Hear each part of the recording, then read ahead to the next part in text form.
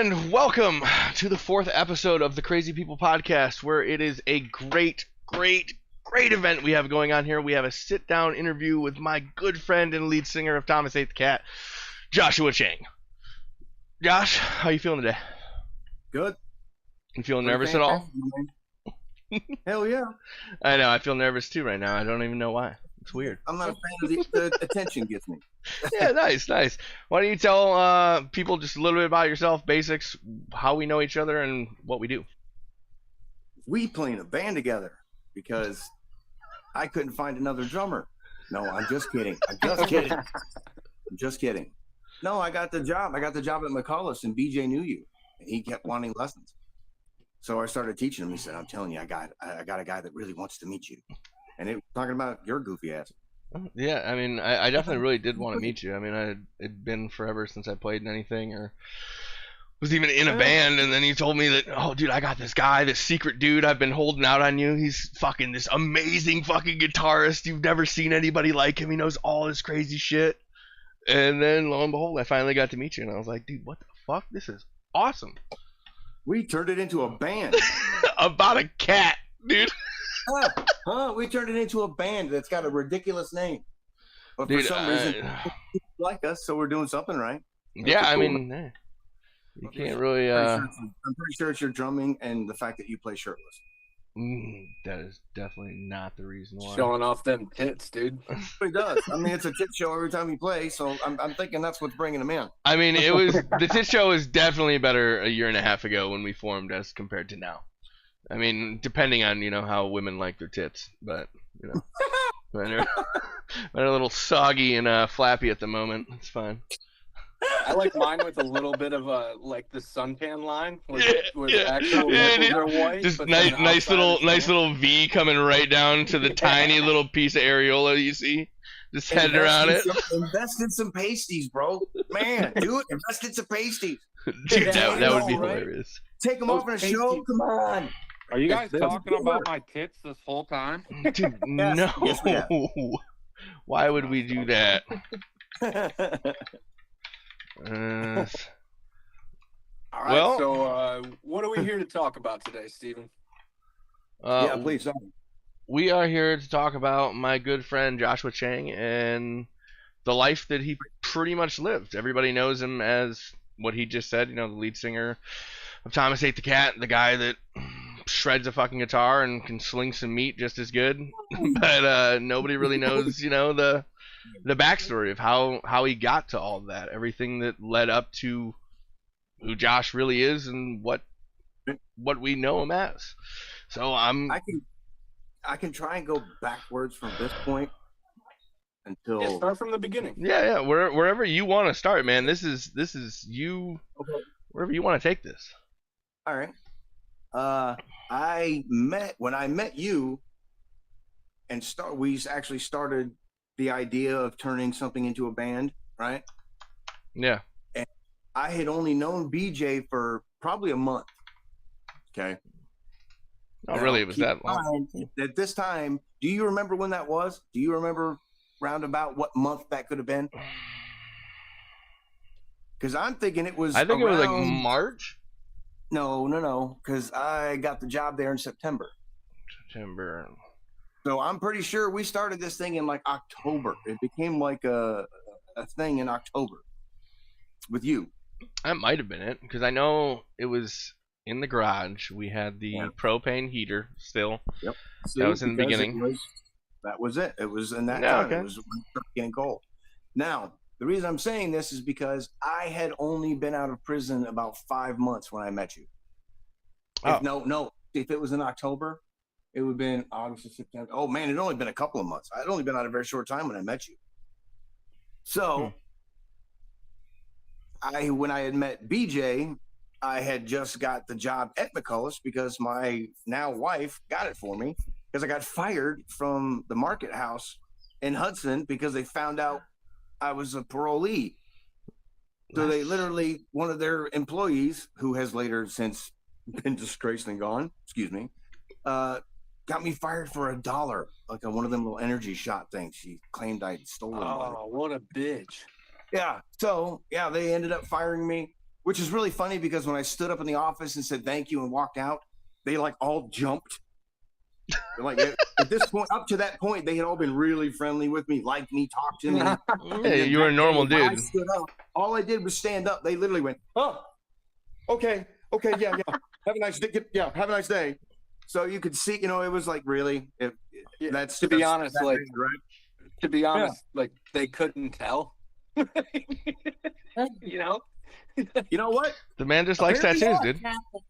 Yeah, I apparently wouldn't fuck with you with a baseball bat.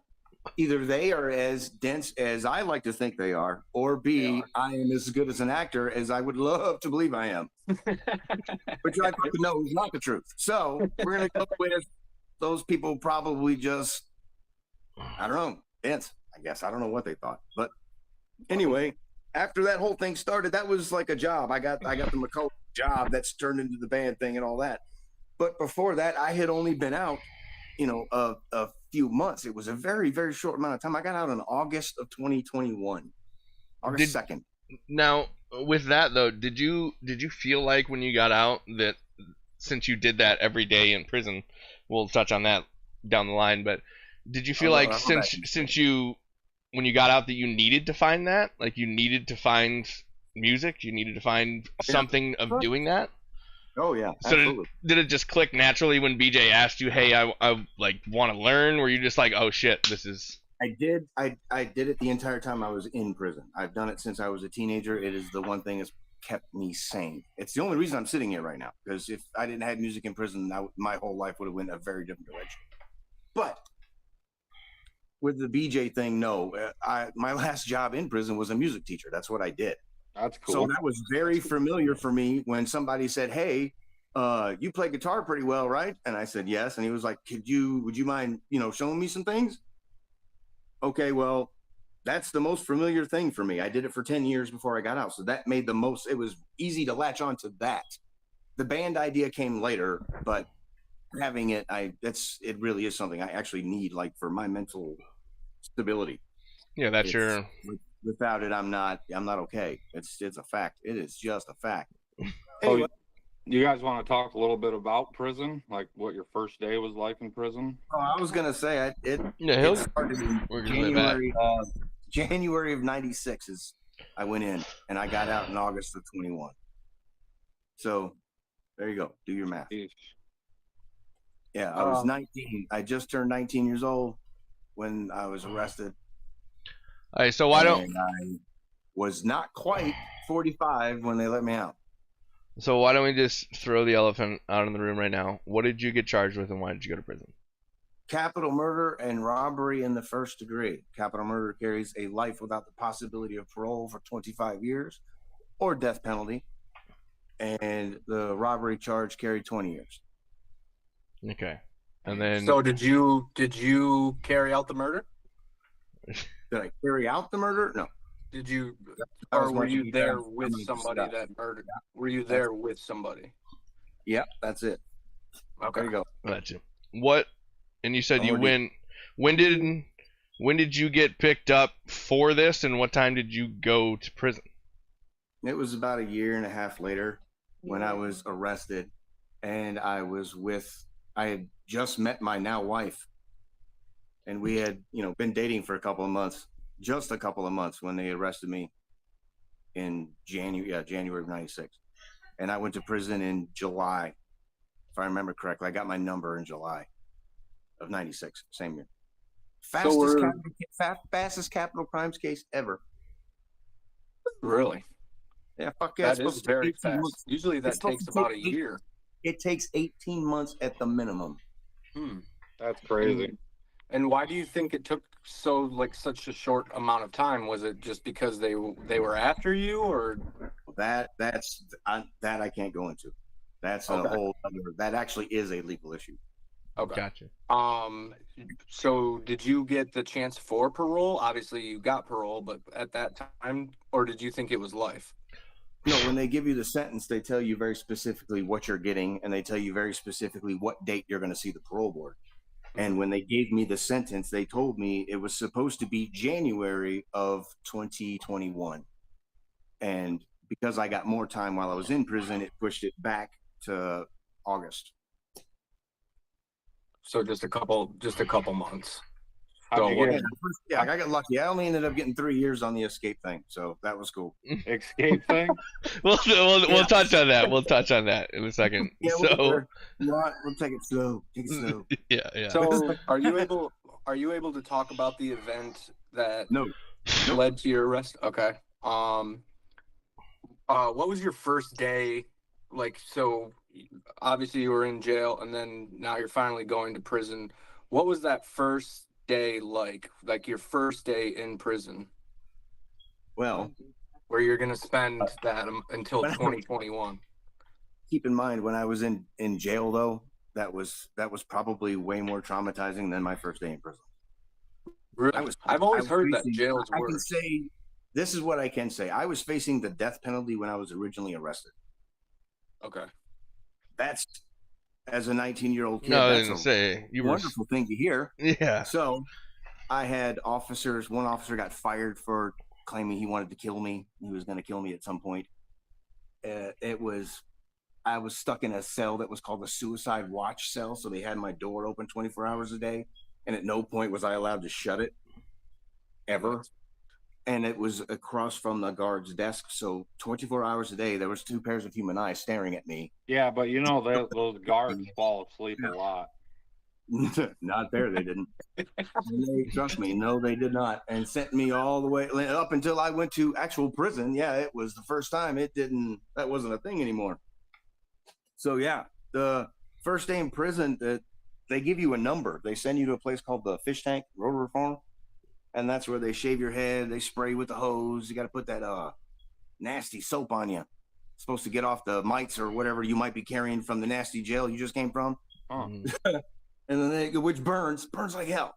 They spray you, shave your head, give you a number, send you in there, and within about 30 minutes, somebody's going to try you. Hopefully they're white, not black. Because if they're white, you only got to fight one of them. If it's black, you're getting jumped. So you just kind of wait and see which little dorm they put you in, which is a long dorm. It's got what, like 50 bunks in that thing. Wait, hang on. Not to take away from that, this is a good time that I want to go over to here because I do have a question. Which one did you go to first after your first prison that you went to? What was the one after you went to jail, you went to the prison? Which one was it? It's called the Rotary Farm. Rotary the Rotary Farm? Correctional Complex, maybe RCC, I think it's called. Okay. Rotary Correctional Complex might be the actual technical name for it. We just called it Rotary Farm or the Fish Tank. Got you. Okay. It's like I said, that's where they gave you your number. They told you what prison you were going to go to. They classified you and said whether you were medium or high or minimum security, whatever you were. But due to my charges, I was at least a medium. I could never be lower than that. Okay. So so you were talking about race and all that in prison. Were you forced to kind of pick a side or kind of go towards the white or towards the different things? Yeah. Oh yeah, absolutely. There's a white line and a black line in the chow hall. Wow. Yeah, it's segregated. It's absolutely segregated. It is 100% segregated. The only time it is not segregated is when you have weird shit happening. And you weren't in prison in Michigan either, because you wouldn't have the death sentence in Michigan, right? Nope. Matter of fact, I think Michigan tried to keep me when I was first arrested, because I was arrested in Jackson County, held in their jail. And the state of Michigan actually tried to keep me for a little bit to stop Kentucky from taking me until they took the death penalty off the table. But Kentucky just said no, and they waited out a couple weeks and got me anyway. So you were in Kentucky? No, I was in Michigan. I lived in Brooklyn. But he was taken to Kentucky, yes. The prison was in Kentucky. The prison was in Kentucky? Okay, yeah. I got transferred from here. Kentucky detectives come and got me and took me down there. Damn. And that's where everything else from January on happened. So I've never been to prison, but I've always heard this thing where people say, the first day you gotta go and get in a fight and do all that. Is that true? Said. That's what he just said. Okay. Technically, okay, when you're after the Rotary Farm, that's done. you're going to find out what prison you go to, and then you get there. And when you end up there, because you're coming from the fish tank, you come with about 15, 20, sometimes 30 other guys. Half of those guys have been in prison before. They already know exactly what's going to happen. And half of them have been telling you nothing but the worst fucking horror stories they could tell you. Yeah. So you are half nerved the fuck up to, this is your first day. You have absolutely no idea what's coming. And then all the energy around you is pretty much fear, because all of us, the first timers, are all kind of huddled together. You know what I mean? Most of us are 18, 19. I was 19 years old, 19, 20, 21. We're all real young. We're just huddled together. You're like freshmen on a football field. It's literally like fresh fish, like you said. That's why you come from the fish tank. That's what it's the fish title. But keep in mind, at this point, no one's time has set in. Understand that none of us understand how long we're going to be here. We don't get that. We just understand we're here for now. Well, let's see what happens. We're more concerned with what's going to happen in the next 15 minutes than we are with the fact that they're not going to let us out for umpteen number of years. So you go in, you get your clothes they give you because you don't have any of your normal clothes. So they give you your little state uniforms, what they call khakis. They're wonderfully fit. They're so great. They're comfortable. Yeah. Fuck. Yeah, it feels like wearing a literally paper sack, that scratchy shit. That's exactly what it's like. Burlap. Yeah, and burlap. Thank you. And it's the only time that fucking thing will have creases is the day they give it to you. You'll never see them again, but you'll have them that day. Yeah, hell yeah. Anyway, they give you your ID. It's got your picture on it. It's got your prison number on it. Kentucky Department of Corrections, yakety schmackety, all that shit. Then you go in. I was the first guy to push the cart out. It was day one. I got to push my little cart out. I had everybody's property in it. They told me what dorm to go to. This dorm it could have been 17 miles away. If it was 100 feet, it was far. It could be, there was 1,000 people on the yard. It looked like it was, summer. So everybody's outside. And I had a black guy ask me, hey, how many people came from where you came from? How many people came with you? I told him the number. I started to walk off. He said, bitch, I'm not done talking to you. There's my fight. That was your moment. You get it. I had it. I had a choice right there. That was what it was. Whether he gave it to me intentionally or not, it didn't matter. But it was what it was. It happened. You beat his ass? As best as my little skinny ass could do it. Nice. So things after that, you go on and you move your happy ass on. After that, the white guys like you. You fought a black guy. They didn't give a shit what the reason was. But you don't call someone a bitch. Still. Yeah. Which, by the way, Steven, is a thing I have with you when you spout that shit out. There's about 20 times I've slapped that beard off your face in my head. All the time. Yeah, you say that fucking word, boy. That goes right through me. I can't stand it. Just what I say. Bitch. Yeah. Bitch, you don't do that. That's not a thing. No. Yeah. Somebody that. Not unless you want to get punched in the mouth. I mean, if that's what you're looking for, yeah, hell yeah, call them that. Did you ever have somebody leave a Snickers on your pillow? No, that's not a thing. But I did have a guy buy me. Yeah, he bought me for $200. Really? Yeah, that was an interesting situation. That turned out, I can't really say a lot. Well, who'd he buy you from? Somebody? The guy that was in my cell at the time. That they put me in a cell with a guy. This guy sold me to this other guy. So after that, like I said, it got ugly. Stupid things happened. Blah, blah, blah, blah, blah. He got transferred to another prison, and I continued on with my life. Dang. When you say I really like the game Horseshoes. Oh. I developed a love that day. Horseshoes, good game. Anyway, sorry, go on. They let you play horseshoes in prison? Yeah. Oh, they had softball teams at certain places. That was before I knew you could a bat. I didn't know you could do that. I wouldn't have got horseshoes. I bet everybody doesn't want to be the catcher on the team, right? No. Luckily, it's not like that. You just kind of stand up and back up a little bit and, kind of catch it off the roll. You're not so much ducking down at people's face. Depends on how serious you are, I guess. So did you make any, like, really good friends with inmates or guards or anything like that? Yeah, both. I got friends. But there are guys in there I still love to death that they're in there, unfortunately. And then I got the few that are out here now that are doing great. They're actually happy. They survived it. Nice. They turned out okay. There's a few guards that were great people. You got to think a lot of these guys, if you're in one prison, some of these men have been in the same prison for 30 years to 35 years, 40 years, same prison, so same place. Jesus. If you are a man who that's your job as a prison guard every day, so 5 days a week, you're seeing this same group of people 5 days a week for your entire career. So when you retire, you have to think you've known these guys for your entire life, 40, 50 some odd years. Your entire adult life, you've known these men. You have dealt with them in some form or fashion. And even if you spend 10 years, it's still 10 years that I've been around this particular officer in this particular dorm. We kind of have an understanding. We have a rapport, or I was gonna say, is it kind of nice too, where like they know that, hey, like I don't have to worry about Josh trying to fucking stab me when I turn my back. Whereas in like Larry over there, I know for a fact every time I turn, he's looking to fucking cut my throat. No, most people don't want anything like that against the guards unless that's something it's either a political thing or it's getting pushed. Mm-hmm. It's usually not like that. That's all bad for the prison. If you do that, you shut the prison down. If you do something to a cop, prison shuts down. Well, that's not good for anybody's business. So then kills everybody's business. Yeah. So you try. That's something you avoid unless it's either spur of the moment or absolutely unavoidable. While you were in prison, could you tell a difference from when Joe Biden was president to when Donald Trump was president before that? Any difference for anything? There's no fucking difference, man.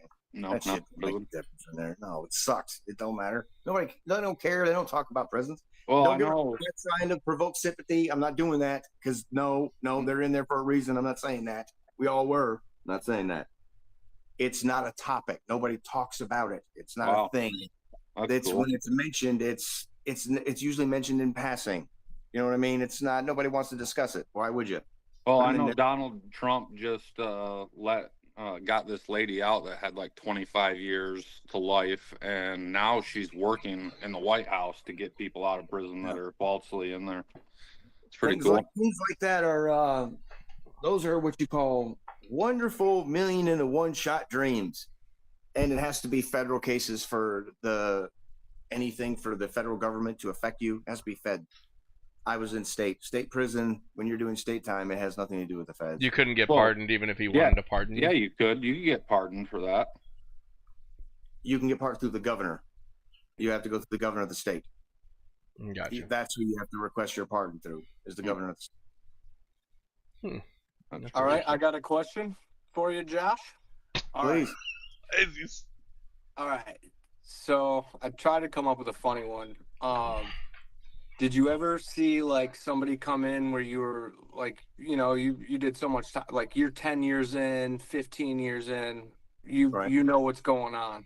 Did you ever kind of help new people that were coming in and be like, hey, and also did you ever see people doing tough guy faces in the mirrors? Being like, what's up? Hell yeah, I saw me making them for a long time. What are you talking about? I think I weighed 115 pounds when I went in. Dude, I was growling every chance I had. I was flexing, nothing, but I was flexing. Push-ups. Yeah, fuck yeah. Oh yeah, no, people do that shit all the time, I'm sure. Don't get me wrong, I'm sure they did. I'm sure it was, yeah. But once, at any point, you try to help anybody coming in new that has a good vibe, a good feel to them, a good vibe. They're okay. They have decent charges. They're not coming in on some scumbag shit. They're not coming in on some shady shit. They have a personality that you kind of get along with. They don't seem to be a loudmouth or drawing the wrong kind of attention. Well, then you want to look out for them. Usually the young hunkies that come in, you snatch them up. Come here. Come on. Here, nice to meet you. Come here. Go do this. Whatever you find out, the thing that they're into and all that. A kid came in, a young kid at the maximum security prison I was in, and he asked what there was to do. And I remember a guy asking him if he was into music, like bands and stuff. And the guy said, yeah. He said, that's cool. They got a band room. The bands practice all the time. Every now and then they let them play out on the yard. Kid was like, cool. He said, you like basketball? The kid said, yeah. He said, we got something called a dirt bowl where everybody gets together. You kind of like bet cigarettes on it. Guys play and do all that. Pick your little teams. Kid was actually excited about that. He was like, that's very cool. I like basketball. And another guy asked me if he liked sex. And the kid goes, with women, he goes, "You're gonna hate Thursdays, man." Last time we saw the kid.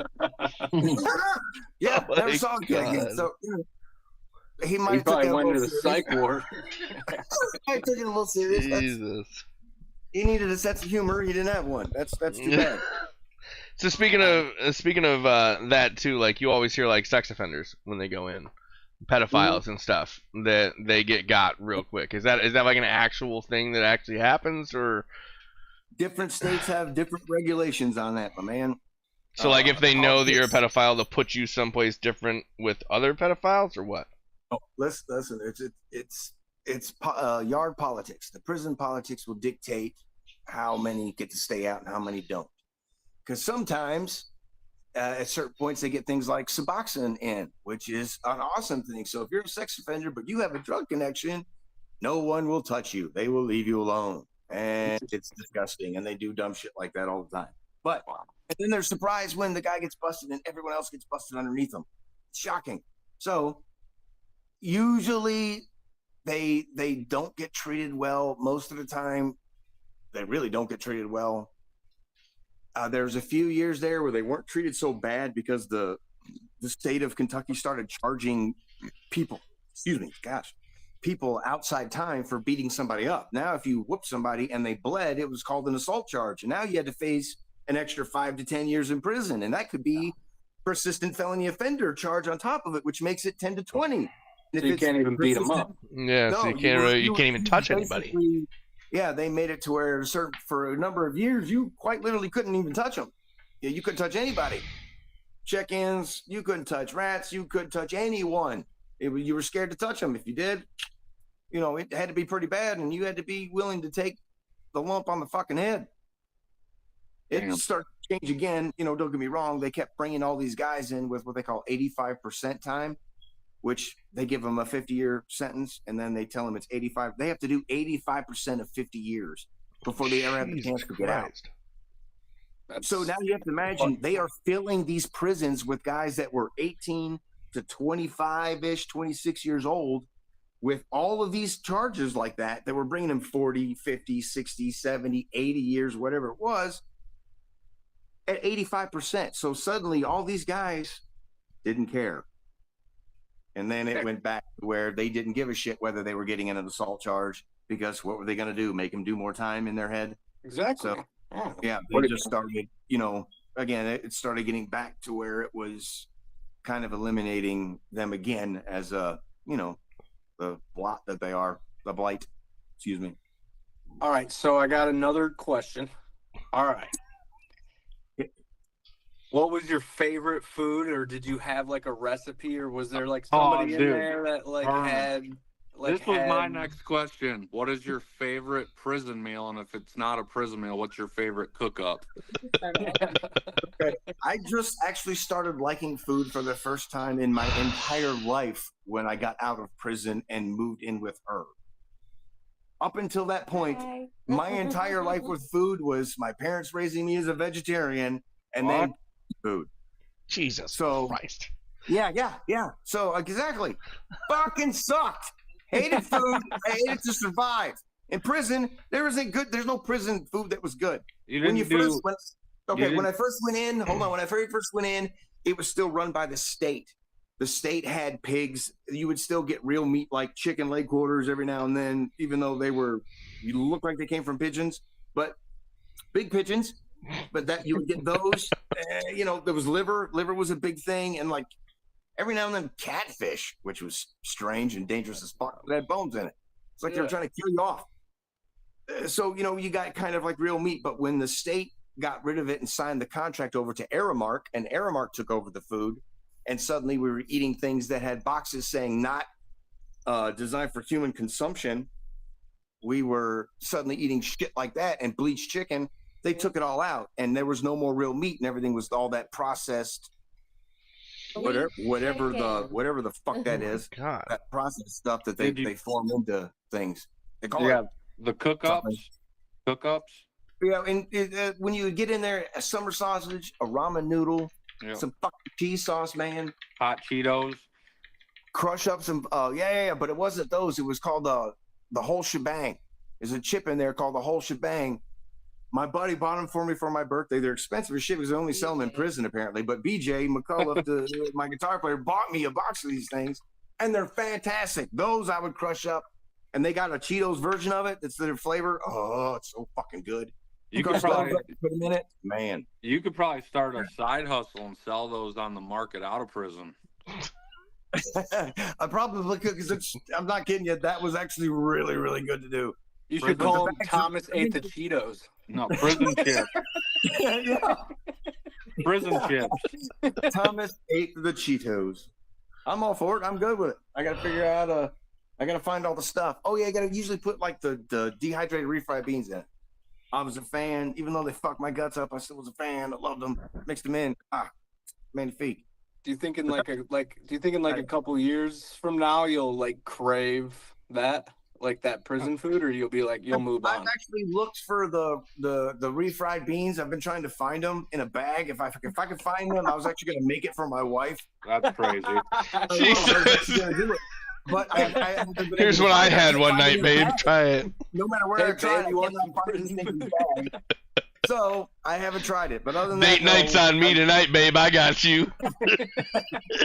Yeah, it'll be the only time in my life I will ever eat another fucking ramen noodle. It would be that one time, and that'll be the only time. There'll be another noodle in my life. Never. Hate them. Hate them. Did you read lots of books? Oh yeah, I read everything I get my hands on. What do you think your favorite like inspirational book you read in prison was, if you remember it? I didn't read inspirational books. No? No, inspirational books are inspirational books are Well, for anything can be inspirational to you. Doesn't I mean like I read a lot of religion, I read a lot of psychology, I read a lot of music, I read a lot of history, I read a lot of medical things, I read music, philosophy. Yeah, I read tremendous amounts of music stuff. Yeah. At one point I was in solitary confinement for like 25 months. I bought all these tab books and I just read those, even though I never had a guitar. I was a better guitar player when I got out than I was when I went in because I just read these little tab books. Just songs. Some of these songs I actually knew, so I could actually play them in my head and then look at the notes on the page and in my head that made sense, and I could make the little shapes and all that nonsense. So yeah, did you play guitar before you went in? Yeah. I started when I was a teenager. What age did you start? Whenever Smells Like Teen Spirit came out. 92, 91. I got my first guitar the day that premiered on MTV.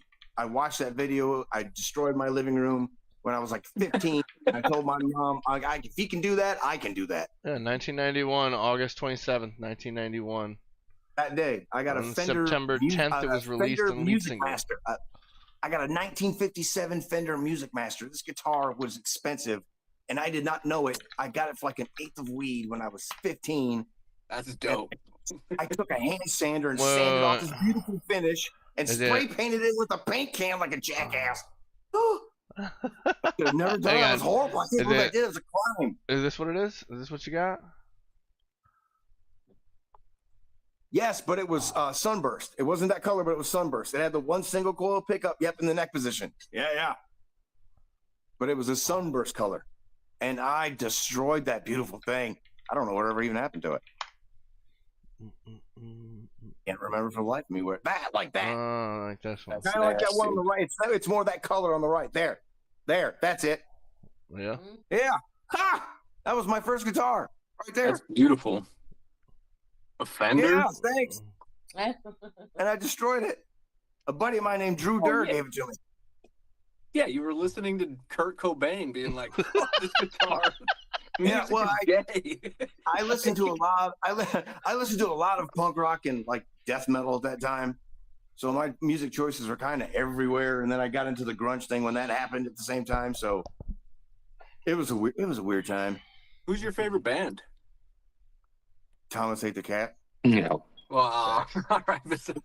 Number two. I write what I want to hear. I write what I like. So when I hear one of my songs, I'm genuinely happy with it. I like listening to it. I like listening to it all the time. Did you write a lot of music in prison? That's all I did. It's like Wow. all of our songs. It's probably all- shit that he written in prison or just got out of and had Years. just come Yeah. to him. That was quite literally my savior. That kept me sane. So you think most of the lyrics are from when you were in prison? Oh no. Some of them here recently I've started addressing it. Only here recently. I was like that 26, Stephen, things like that. Yeah, I was about to say started 26. I started touching on it, but most of the time I don't write about it. I don't want to write about it. Maybe every now and then. You guys had one song that I listened to. I think Steven posted it on his Facebook, but it had a funny title, but it kicked ass. Oh, What was that? He's talking about Clown Dick. Yeah, Clown Dick. I guarantee he's kicked talking ass. about Clown Dick. Yeah. That's so funny. Dude, I love that. It's a stupid 3-chord song. We made it in like 2 minutes. We literally wrote it in 2 minutes. Dude, yeah, that was the fastest song that we made, and it's fucking put that awesome. Together in 2 minutes, and right now it seems to be the most common favorite, which is shocking to me. Clown Dick is so funny. Just saying it. It's the only song. It's the only song I've ever written that has geriatric promiscuity in it. I was gonna say, isn't it to squeeze a clown dick, right? I like that. Thank you. That's actually in the song. So I mean, Geriatric promiscuity is very funny. How many people have put that in a song? Huh? Thank you. Old people banging is extremely funny. Well, yes, I know. After saying lick up all the denture cream, you're fucking right. It is. That's kind of the point. That's what we should have done. We should have broke down some of the lyrics in our songs. That would have made Something for a about people's fucking 3-hour grandmas giving podcast. blowjobs. See a whole different show, man. Dude, grandma's boy, dude. She invented the blowjob. Oh. Mm-hmm. I love Social Distortion for favorite bands. Social Distortion is one of my favorite bands. I love the Pixies. Pixies are one of my favorite bands. And Soul Asylum is probably also one of my favorites. Nice. But then there's like a lot of modern bands I absolutely love too. Taylor Swift. I constantly scroll YouTube and just randomly look for music, and my algorithm has gotten so crazy that there's a band called People Are Ugly. I just found that they have a song called Better. It has the greatest drop I've ever heard. I love this song. This song I've listened to on repeat over and over again. Really? Clutch and this band I've been on like repeat in my head constantly. It's crazy. Yeah, that's the same with me and Gorilla Zoe. Oh yeah. Gorillas. Every time I get into the shower, I'm just like, I'm dumb. I'm a dodo, still in the hood. I go every time I get in the. Do you have that same song that you get in the shower and you sing it every fucking time? No, I'm writing a new song every time I get in the shower. Yeah, that's probably a fact. Really, honestly, that's what I'm doing. All right, Josh, I'm honestly just trying to get you into the conversation about the showers. Are they bad? Yeah, they're Oh, bad. dude, this leads us into the perfect question of the day by Joni, his wife. You know, she had the perfect question to ask, and she wanted to know why you use powdered soap in the showers. That's crazy. Is there a reason, Josh, that you use powdered soap in the showers over regular soap? You can't drop powdered soap. You can't drop that at all.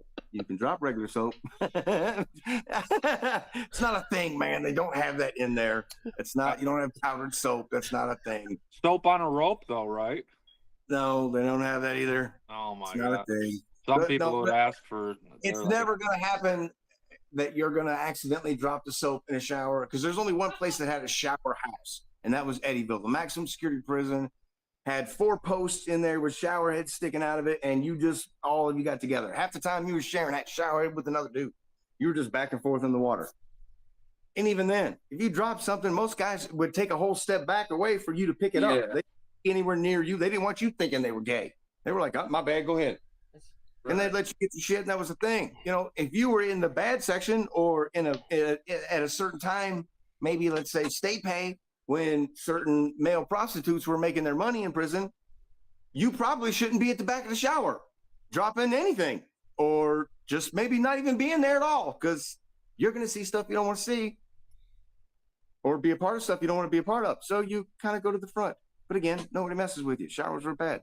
Most other prisons, they were, Eastern was single cell. Luther Luckett, when you had to shower, it was at the front of the walk.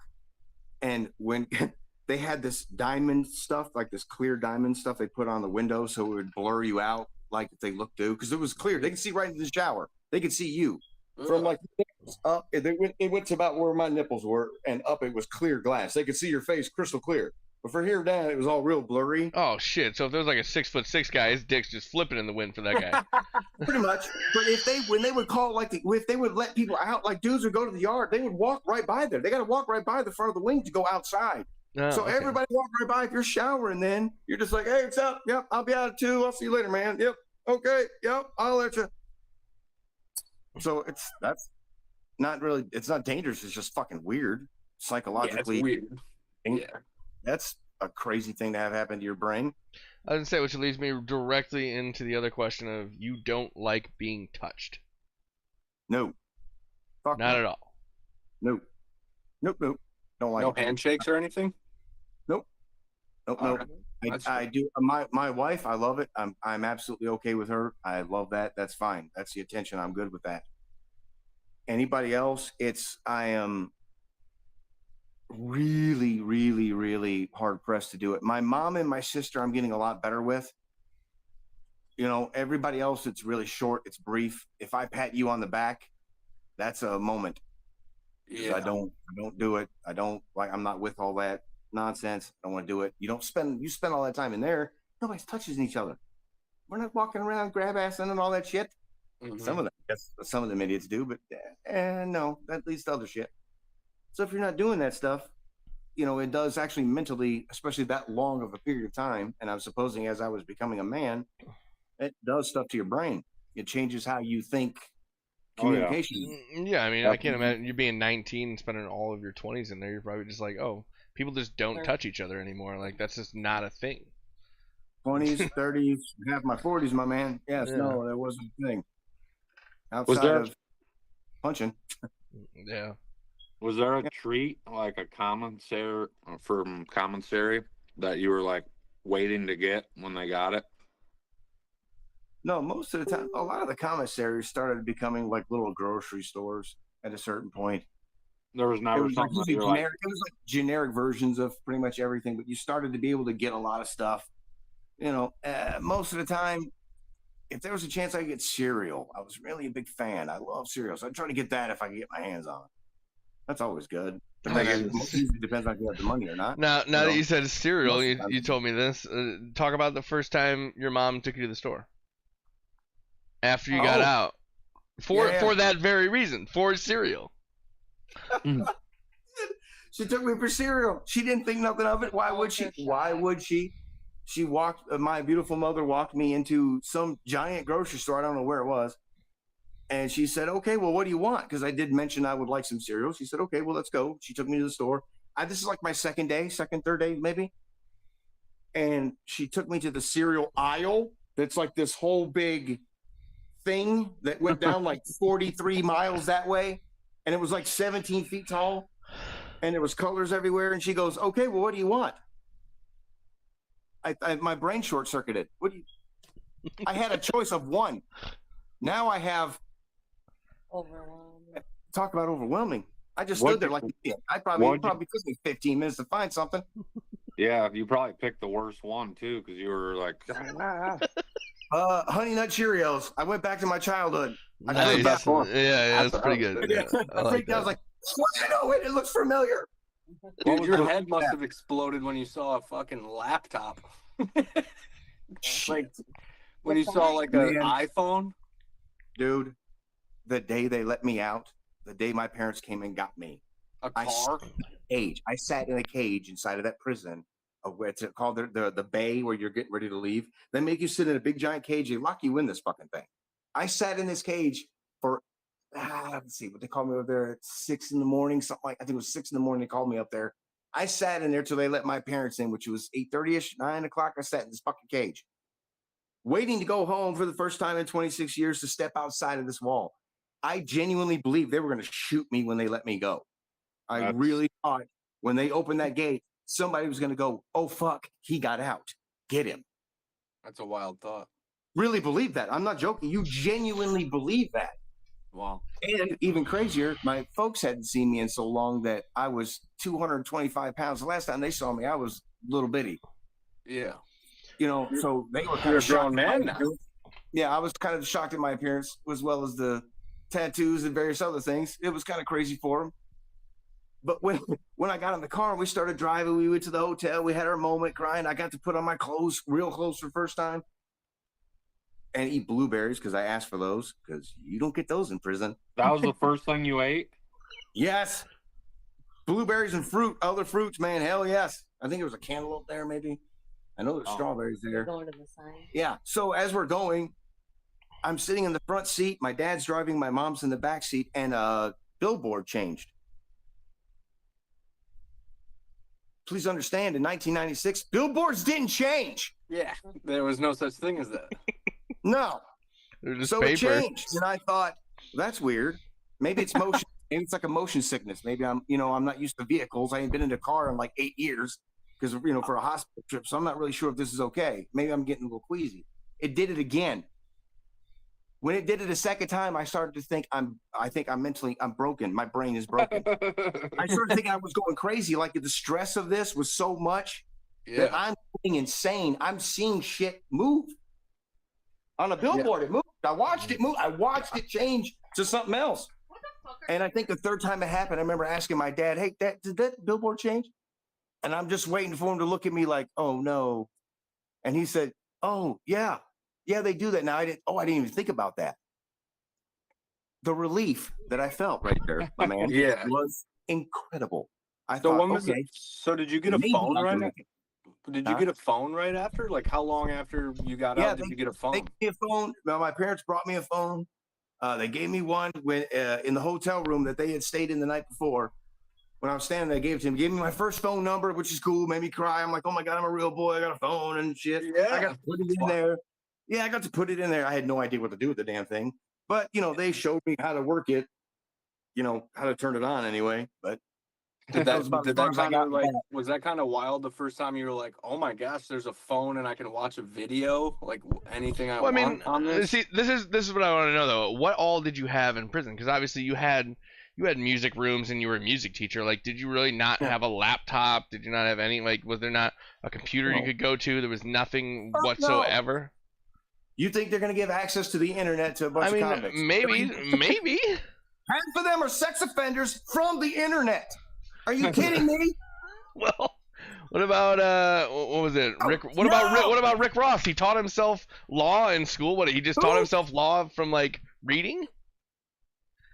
Okay, if you believe that man's a lawyer, motherfucker. He is. He passed the bar. Rick Ross was a parole officer before he was anything. And Rick Ross isn't his real name. Rick Ross stole Rick Ross from the inmate in prison. What the hell you're talking about? You can read all the books you want to. That's great. It helps you. And there's law books in there. They have to allow you legal access to, legal material. You can get to read all kinds of legal stuff. But to believe that you can read something long enough is for me to say, I read all those medical books and psychology books in there. I'm a psychologist and a full-blown brain surgeon. I mean, right. That never did brain surgery. Yeah, I'm a brain surgeon. Never once done brain surgery, but hey, 7 years of reading it, buddy. Yeah. I read it all. That's right. I'd want to have a heart attack next to you on a bus then. Wouldn't you? At least you'd remember. Fuck. Well, ironically enough, I actually would save your life. I know. So I did want to ask this question, Josh. If I got another one. Yeah. I know your wife is there and all that. How long after you got out did it take you to get some pussy? Her. Right. Yeah. What day? Was it the first day? Was that the first thing you thought about? Keep in mind, okay, first things first, there's privacy issues, but. Yeah. Keep in mind, when they let me out, I didn't want to be touched. I don't like being touched. The idea of jumping in bed with somebody that I do not know, have never fucking met, and is a complete stranger to me is not my idea of a good time. Right. That's not my idea of a good time right now. It's still not. I don't like the idea of that. That seems to me, if there's not a familiarity there, it's not happening. So, I can't. So can't. like, so it took a while for. So when Oh. you were in there, you weren't like, oh my god, I need some fucking pussy right That's- now. That's the last thing you're thinking about. I have to figure after. At a certain point, I learned. I read a lot. I did read a lot of psychology, but I read a lot of psychology so I can make sure I could survive mentally what I was going to go through over the years. One of those things is sexual repression and what that causes you, or what that makes you do, or what it turns you into. Mhm. I understood enough to realize that I have to repress it enough in there because it's not a thing. It's not an option. Yeah. But I obviously I can't make it go away so far that now I'm chasing boys around, or so much so that now I think feet are the sexiest thing in the world and I got to fuck them every chance I get, whatever kind of crazy nonsense it turns into. In my case, that's what it would have turned into, something weird to me. Yeah. So I was able to mentally establish enough of a repression to be okay. It wasn't a thing. You concern yourself more with survival than you do that. In my mind, a lot of those guys concern themselves with that. They were, the hustler magazines, or their porn magazines was a big deal in there. It's a big hustle. There's a lot of money. It's a whole market. It's a black market in that shit. In there with that stuff. You use what you use, to keep yourself sane. For me, I kept myself sane. After that, it was kind of getting out was more about I wanted to go home so bad that I wasn't thinking about that. I was thinking about seeing my mom. Right. See, my sister, that other shit. So it was more of worry like, about that too much. You know what I mean? all right, cool, awesome. That answered my question. Can I interject with questions for a minute? Can we take a step back from questions, and can you possibly do like a yearly walkthrough real quick? That way everybody, like, that way people can kind of get an understanding of, like, when we bring up your escape and shit, like they'll know, okay, this happened at this, like, what We should was just like your talk about year 1 to 26, what did it look like what happened, what was the most memorable shit through that time, like, just get us from the beginning to the end, and then we'll talk about the shit in the middle. That way people already have that in mind. They're like, hey, this happened, I tried to escape fucking 10 times, and that way we have that covered. I think we should just talk about the escapes. I think we covered a lot of stuff there, Steven. No, I mean, he had something in mind. I liked it. We should cover the escapes. However you guys want to do this, I don't care. Look, year 1, scared. Hey, we're having a good time. This pod's going well. This is going great. Joshua, you're the man, obviously. Like, this is awesome.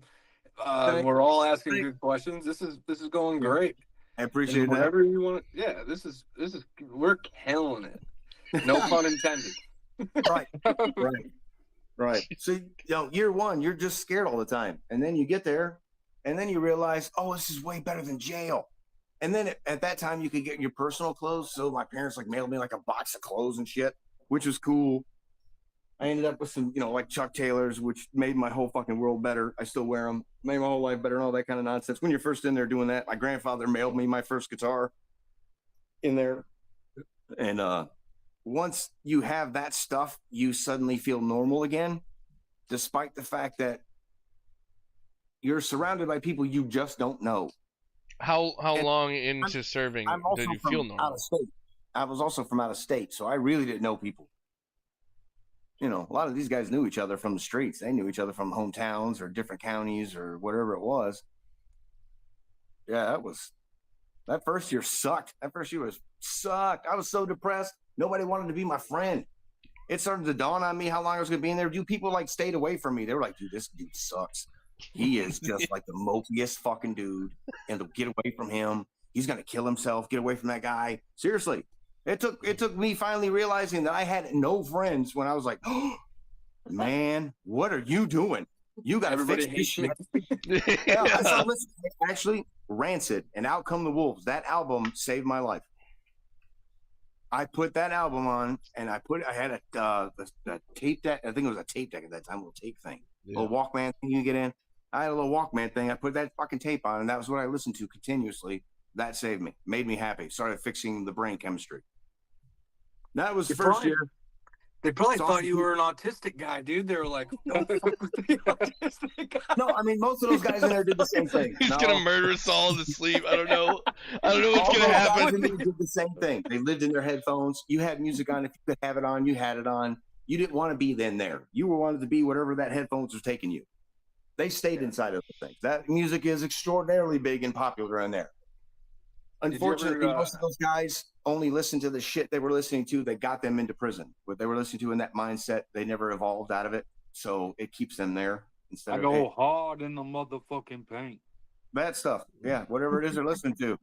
Or even that hardcore cut, whatever it is they were listening to at the time, they got locked up. If they're still listening to it, they're not ready to get out. Their brain ain't shifted. Did you ever have like what was the coolest nickname that somebody had, and what was the worst? Like, I heard that there's like a lot of nicknames. Like, everybody gets a nickname. You're either your state.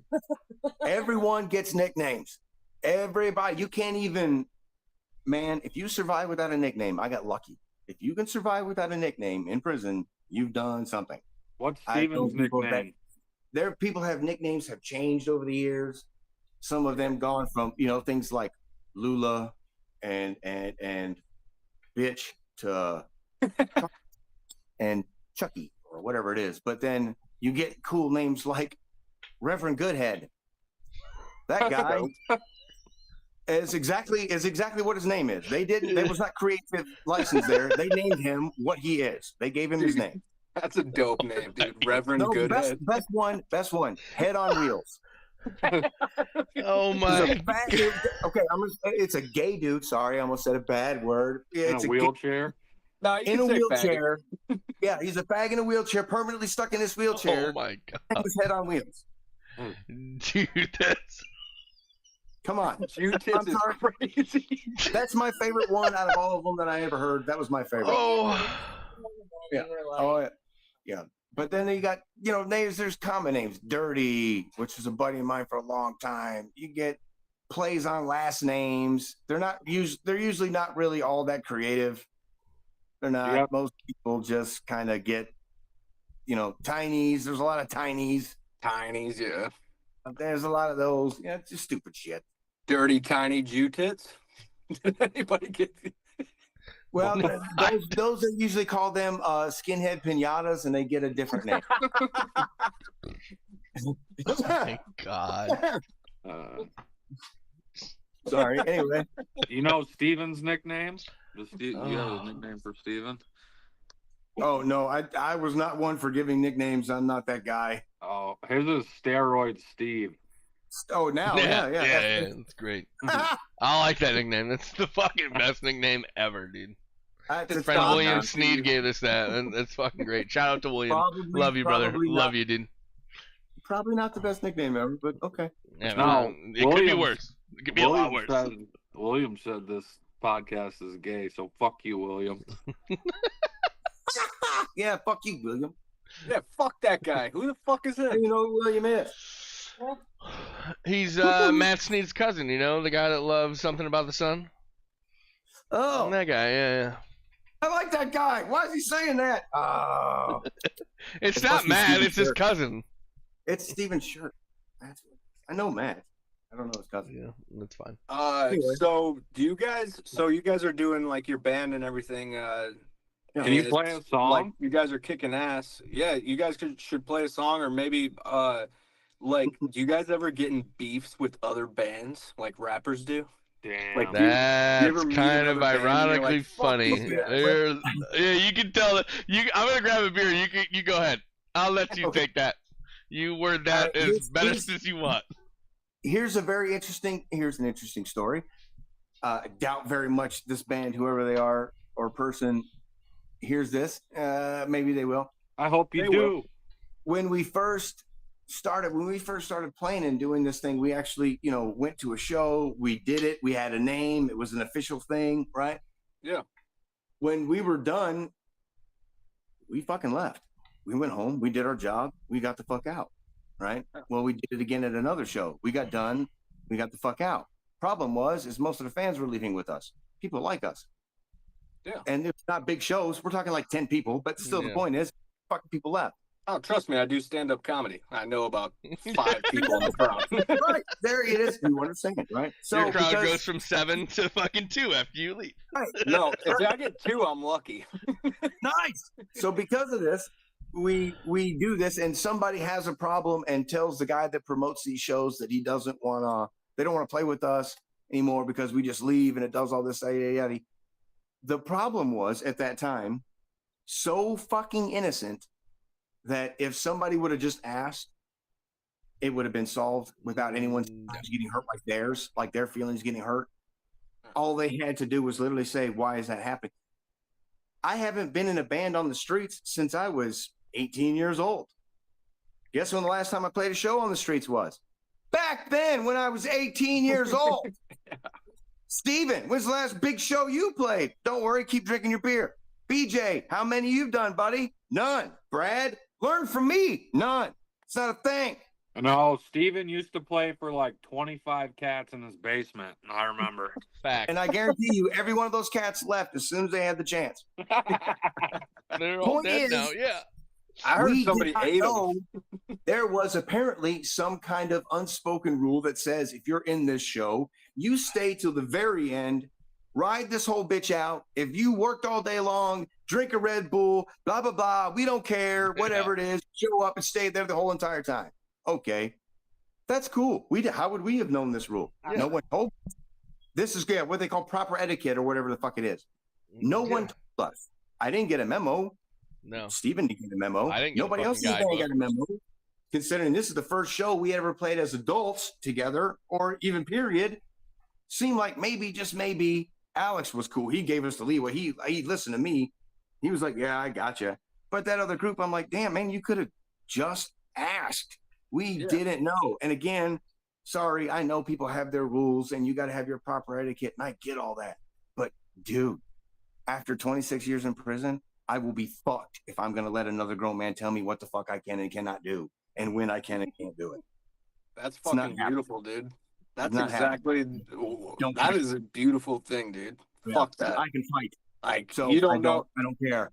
Dude, you're basically like the end of 8 Mile when Eminem's like, you don't know what the fuck I've been through, dude. Fuck you, dude.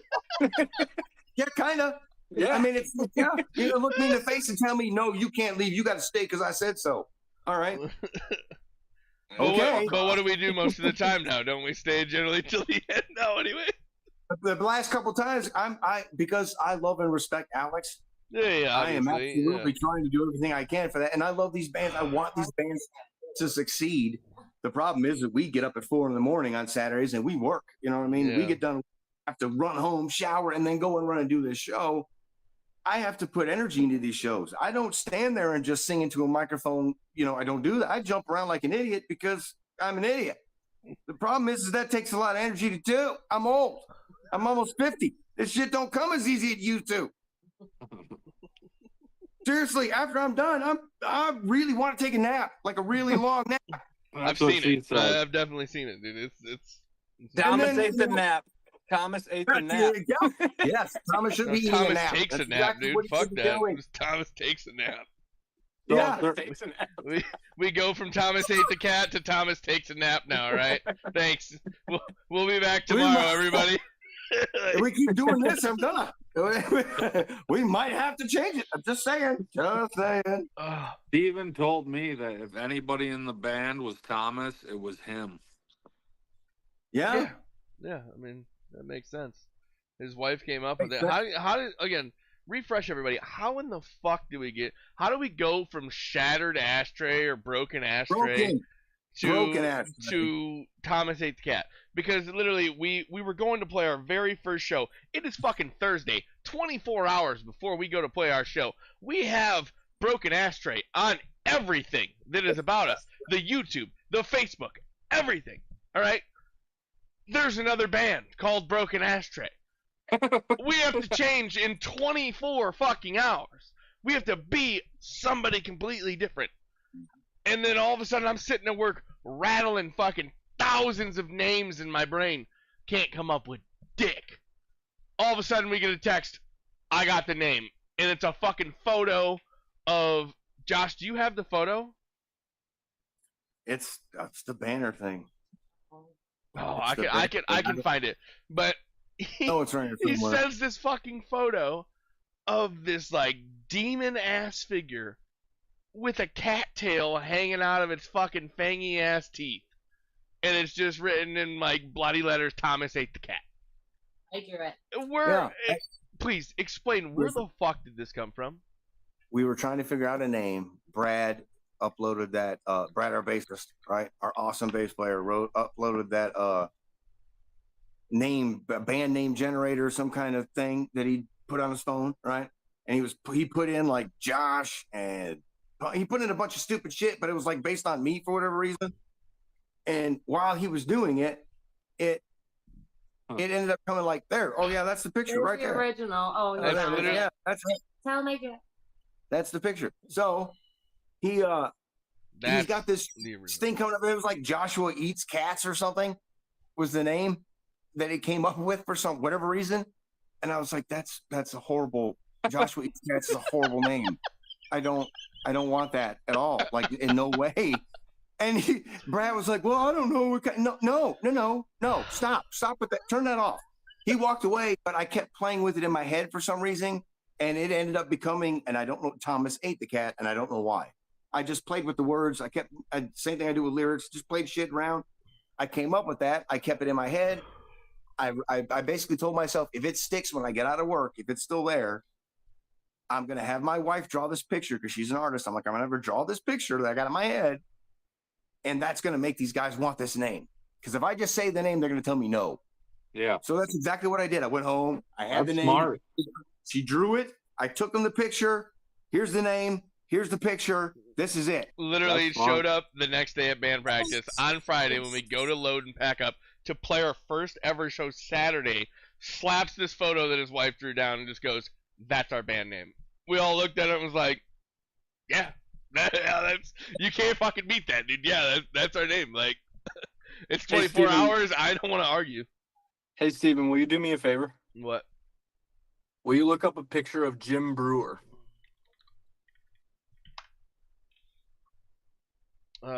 Which one? The American comedian and actor? Yes. Yeah. Okay. All right. I was watching one of his skits this morning, as a matter of fact. Josh looks just like him. What? Dude. A little What bit, the fuck are you maybe. talking about? Maybe. You look like. I think Josh has better teeth than that Dude, guy, though. come on, Goddamn, tell what the me. fuck's up with that? That guy didn't spend any time in prison. What's wrong with his fucking teeth? What's his goddamn problem, dude? That guy's got money. He's got a fucking American comedian and actor next to his name on there. Like, He Seriously. totally uses powdered soap. Powdered soap. oh, he was in oh, yeah, definitely didn't. Definitely screams powdered soap all day. I don't know if that's good or bad, but thanks, I guess. He's funny. No, that's good. Dude, he's an actor.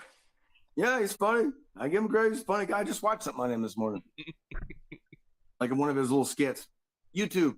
Before I found another band. What was that band I found this morning? Damn it. Shit, I got it on my thing. Well. I was Yeah, going to you'll send it to figure you. out. I will. should've. That was a song I was going to send to you. Oh, yeah. Clutch. Quick Way to Die in Texas. Look that song up, Steven, and listen to it. Do we have a way to listen to music or it's copyright? We will, yeah, we'll get. I don't know. But just listen to that song, Steven. I want you to listen to it, my man. What is it? Quick please. Way to Die? Quick Way to Die in Texas. In Texas. Like, watch, gotcha. All right. Just listen So to should it. we maybe close this out with like some final questions and then make a part 2 No. because No. we We're want to gonna keep going. Yes, I'm not. Keep potting? Yeah. All right, we can keep. We're doing potting. this one and done type of thing, bud. Ask And all you wanna ask, if he man. wants to come back Listen. and join more, he's already said he's down to come back at any Absolutely. time. He's and guest of fucking the talk year more. at this point. If Yeah, you guys the only listen, guest of the year. anything, ask questions if you want to ask, whatever you want to know about. Hey, as long as, like I said, as I can talk about it, I will. Ask. All right, were there Jews in the prison? Oh, yeah. What did they do? There was only like one or two real ones. They ran the commissary. No, that was outside companies, by the way.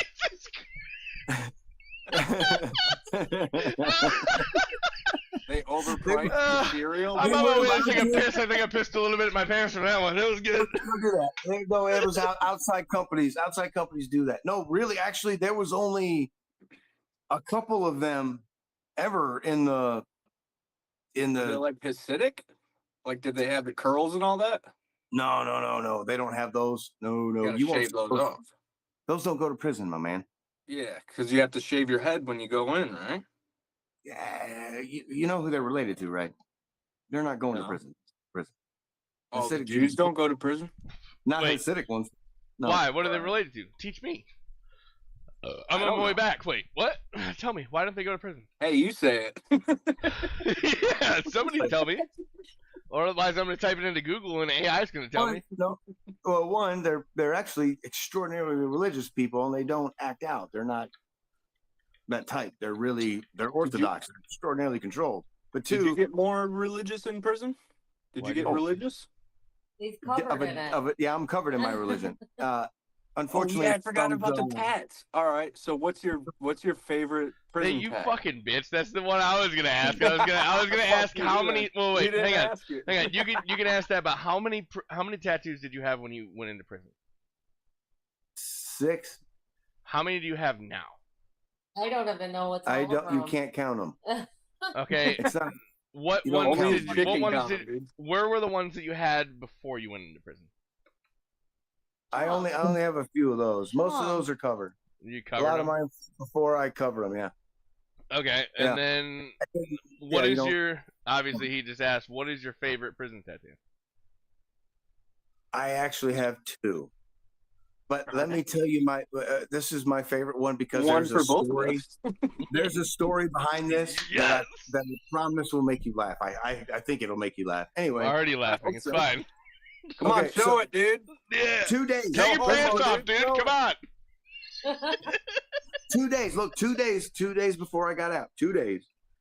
I asked the guy in my cell to give me a tattoo that I was going to take home with me, and he gave it to me. Right? He put this thing on my neck.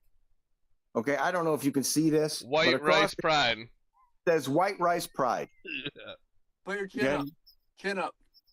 There we go. There you go. White rice pride, dude. That it's very Hey. distinct as fuck, too. He went Yeah. deep with that kind.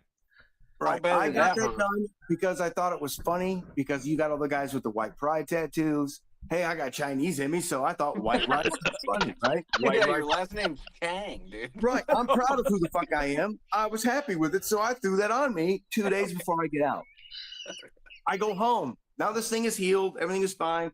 It's a couple days later. I'm sitting with my mom in her living room. Oh, I've God. only been out a couple of days, and I show my mom this tattoo. I said, "Hey, look what I got right before I got out. I think this is funny." And she was like, "Oh, baby, we got to have a talk." I'm sorry. So what I come to find out is apparently my sister took a DNA test, and my sister called my mom and said, "Is my father really my father?" Come to find out, yes, of course he is. That's stupid shit, but there's no Chinese in us. Like zero. Great grandma had an affair with the white dude, and we're white as fuck. Like Viking white. Viking, Ireland, Scotland, white. The only thing Chinese about me is my name, man. Well, And I got look this shit look at- tattooed on my neck. to Look walk at your around eyes, like- dude. Your eyes are so wide. There's no way you're Chinese, dude. Right? Have you ever seen a Chinese guy's eyes? They're not even that wide. That's a good point. Also, see, yes, look, you can see him. But no. My grandfather looks like a little old Chinese man, but he's Really? not. Oh, He's shit. not. Yes, he really does. My dad looks like maybe he could, but no. Just a Viking white guy. blood, Well, Scottish blood. We're white. We're all white. Like my sister's husband, who is white, has more Chinese in him than we. Hey, wait. Was there in prison? You said there was like the white and the black, and like it was segregated. And then, was there like a Chinese group? There's there was not no many Chinese. Chinese. Not many Chinese people in Kentucky. Right. True. Okay. Yeah. I met There one. had to bet a one. Me. I met one. Me. Dude, I mean, Seriously, not hey. joking. I was the only one, man. There was a couple of Vietnamese dudes, but that was it. can I bring in your prison photo now? About what was it? How long ago did you say this was before you got out? Said it was like It's right before you got out. the last picture they took of me right before I got out. And Like right Oh before. shit! You've lost some weight, dude. I was 225 pounds when I got out of prison. Was I that, lost some weight since then. was Is that that really your you? prison number? Huh? That's my prison number, yeah. Is Was that this really at, you? This was at Eastern? Yeah. Okay. Holy shit, bud. Yeah, because I tried to find you at the state penitentiary. Is any of these photos from the penitentiary actually the penitentiary? I can't see what You the can't fuck you're see? looking at right there. While you're on Too a small. phone. Too small. Yeah, they're far away from me. I can go like this. Oh. So yeah, that's her. This one. I don't Yeah. know about this one, but Yeah. this I know this is the building.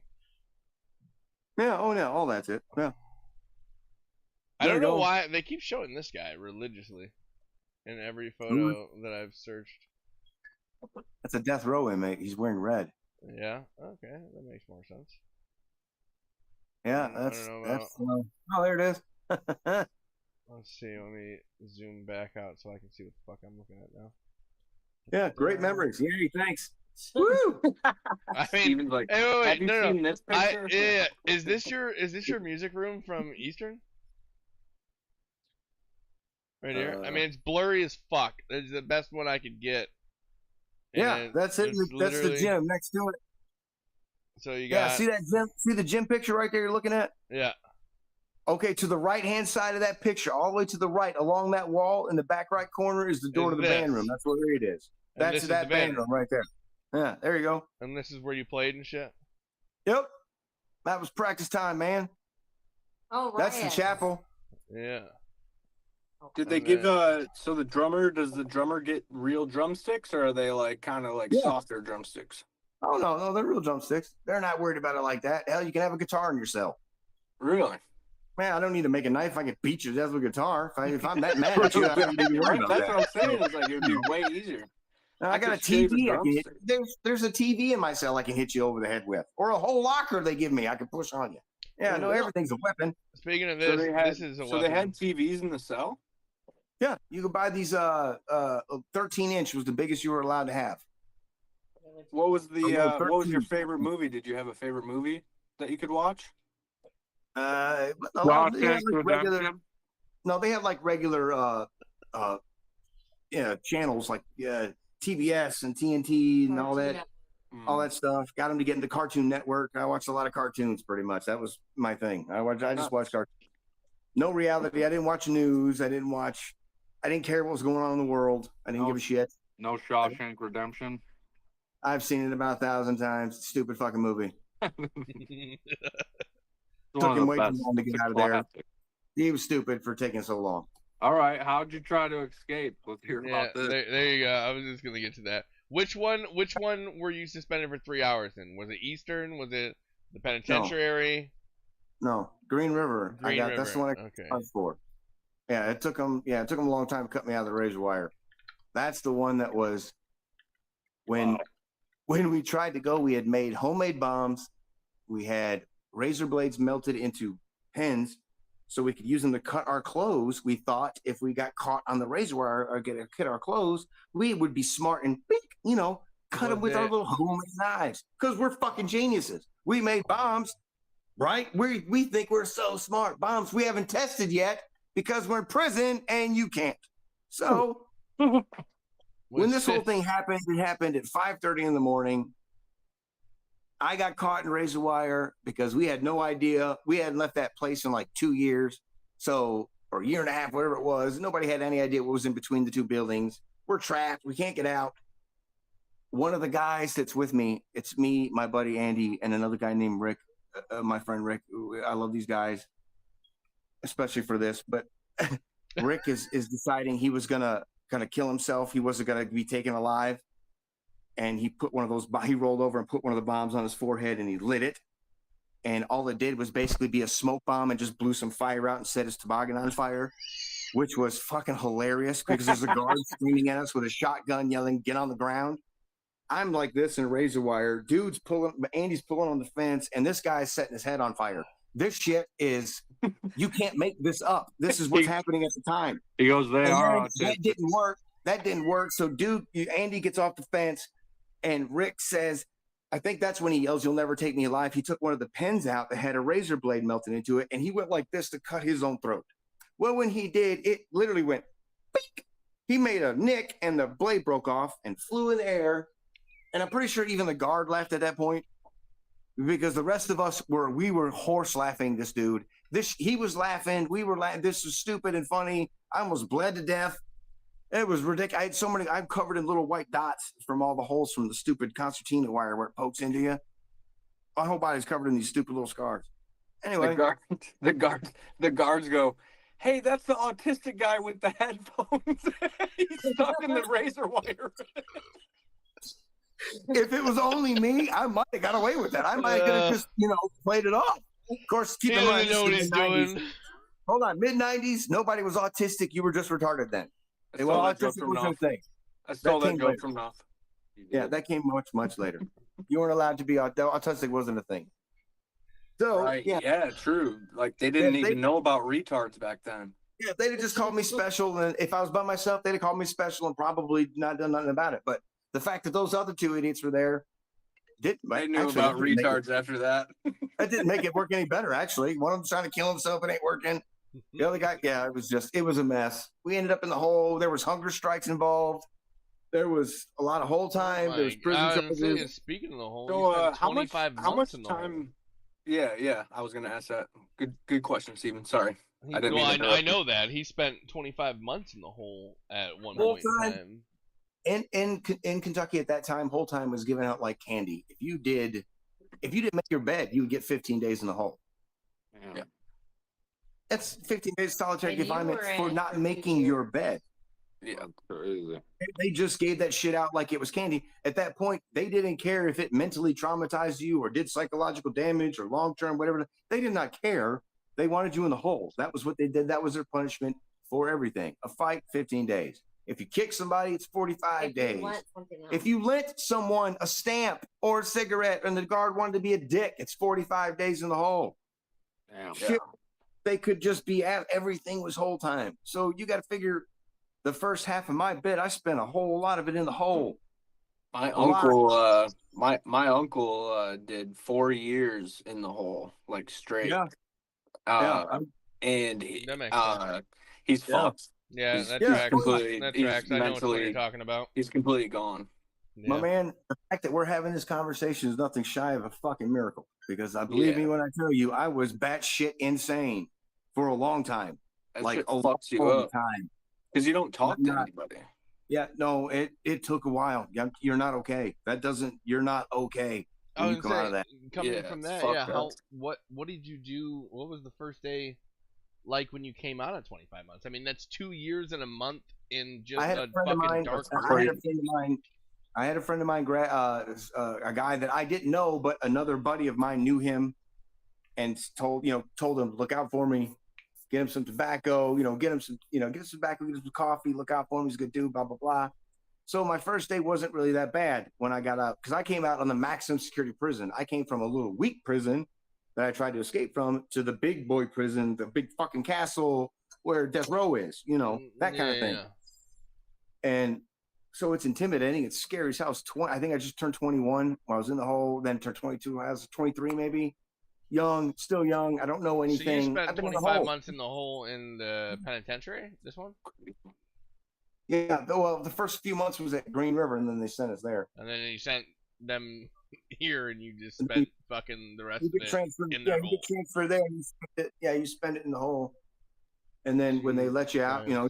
to the yard, and they put you on something called the security check, which is awesome, because every 30 minutes, like if they let the yard out at 10 o'clock in the afternoon, right? Everyone comes outside at 10:30. Well, as soon as I come out, I have to go to what they call the yard office where the guards are, and I have to say, "Hi, I'm Cheng. I'm outside." And they're like, "Okay."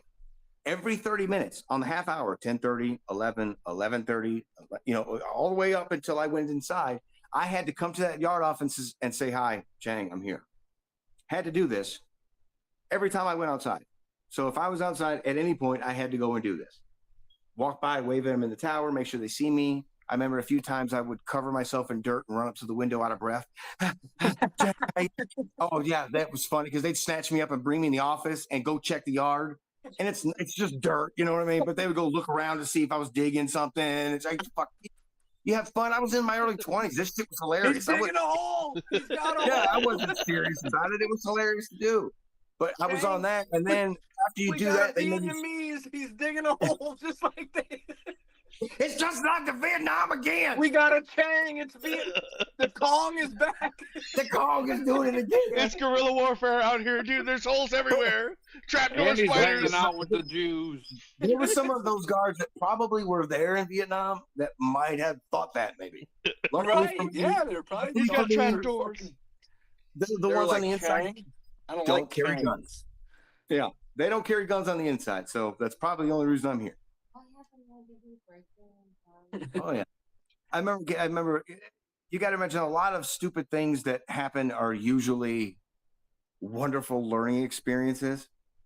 Like, you find out that, oh, this guy is probably gonna jack off on you in the shower if he catches you in the shower the same time he's in there.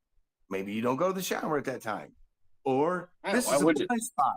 I probably shouldn't stand in this blind spot when these two guys are fighting because I might get drug off into this. Or that's Just kinda- plenty.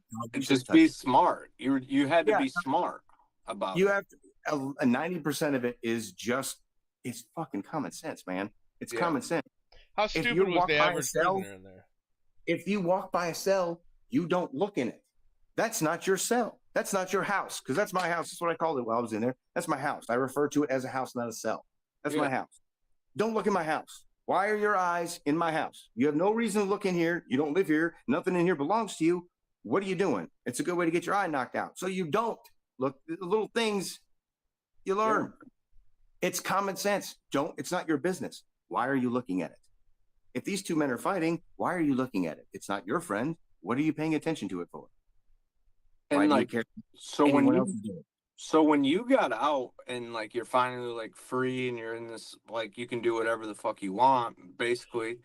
Yeah. Like do you think that those morals and those ethics that you learned in prison kind of helped you in everyday life now where you look at these people and they're so I see people that have just never had any life experience and they just are in the world and they're la and then they meet Yeah. somebody like you Yeah. and you're like you're a mentor. You could teach them about like, you know what, maybe we shouldn't be all about what everybody else is doing. And like do you ever feel like you're kind of like more experienced than everybody you've ever met?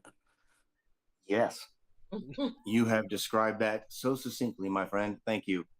It is shocking to me when I meet people. It's absolutely shocking to meet someone that just grew up with technology, how they have no concept of what it's like without it. That's shocking. It's shocking to see what I think is absolutely despicable morals. I don't understand. Common sense now is not a thing anymore. If people have thrown it out the window, I don't get why they stopped doing that. I don't understand why people don't stand up for themselves. I don't understand that. That's a shocking thing to me. Or people who tend to, I have a guy I work with that for some reason has decided to bully me. Good luck. He thinks it's funny. He thinks it's a good idea to bully me, and I don't get why. He knows who I am. He knows where I'm from. He knows everything about me, and yet for some strange reason in his brain, he has these days where he pushes me, and he really does not understand that there's a grinder right here, my man. Yeah. You're 5'2", math, and then Don't let him get to you. but that's prison. That's prison, and now, thankfully, I don't have those. That's not an impulse. You know what I mean? It's not when I first came home. Everything was like, shocking, you're violent. You want to, get away from me. Don't touch me. Move away. What are you doing? Get out of my way. But now I can see, and I'm like, you have no idea. You have no idea how stupid you are. How easy it is. Yeah. Really, and I can laugh at it. I can laugh at it now. Years when I first came home, no, I couldn't laugh at it. Now, the dude's an idiot. I can laugh at him. Yeah. I handle it way better now than I did at the beginning. At the beginning, it was a little bit shocking to where I kept thinking, He's I've fucking never, with you. I would I've say never you had a probably. bully. I've never once had a bully in my life. I don't believe now's the time I'm going to start. And yet, for some reason, it was just weird. It's a weird thing, but I have to be okay. It's not about him. It's about me. Yes, sir. Coolest thing about prison, they gave me a class called moral recognition therapy. They told me I had to take it if I was going to have any chance of making parole. I took this class, which I thought was stupid. I didn't want to be in it. It's dumb. You're sitting around with a bunch of other grown men in prison, and you got to talk about your feelings and why you were wrong for this and what you should have done. I thought it was dumb. By the time that class was over with, I went and took another one. I loved it. It fixed my brain in a way that nothing else has ever fixed. And it causes me to look at people in a strange way. It taught me that I'm only person who's responsible for me is me. You can't make me mad. I have to let you make me mad. Yeah. You can't make me feel anything that I don't let you make me feel. That's It's good. impossible. You don't control me. I control me. Absolutely. Right? And to finally get that in my head, somebody that explained this a couple years before I got out, for someone to finally explain that to me was the first time I went, I got this. Because awesome. when I started the class, I genuinely believed I was too broken to get out. I didn't think they could let me out. I thought if I get out, I'm going to come back. I'm not okay. I'm not going to be right to make it to, on the streets. I can't. I've been in here too long. I'm not right. I'm fucked up.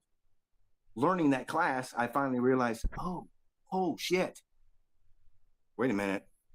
I can You're do not. this. Yeah, you're not me. that different than everybody else. Yeah, I You're can do not. that. Is because I think there's a lot of people that believe, like, especially in this country, even if they haven't been through what you've been through, or all the tribulations and things that you've realized as a person. I think a lot of it is that some of us are in a mental prison.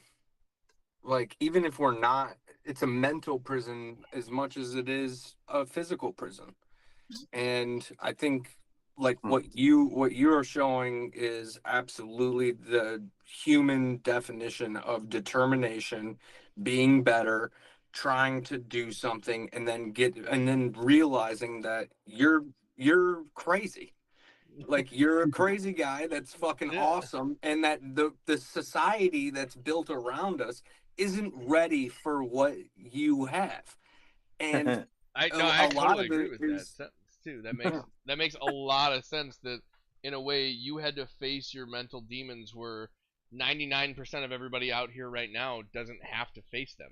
You don't have yeah. to talk about them. You don't have to think about them.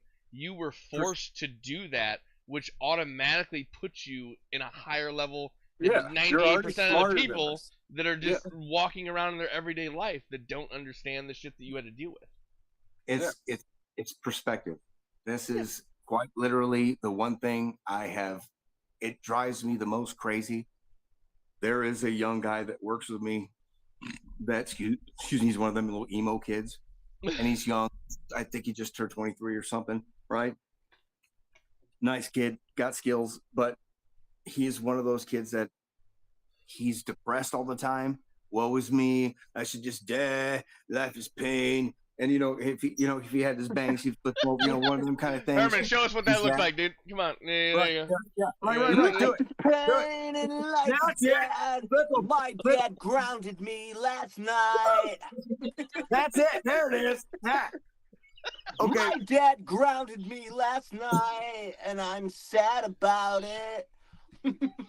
Now I'm standing there as who I am at a couple feet from him, and I'm thinking, really? That's your mentality. You're at that age. That's how you think about things.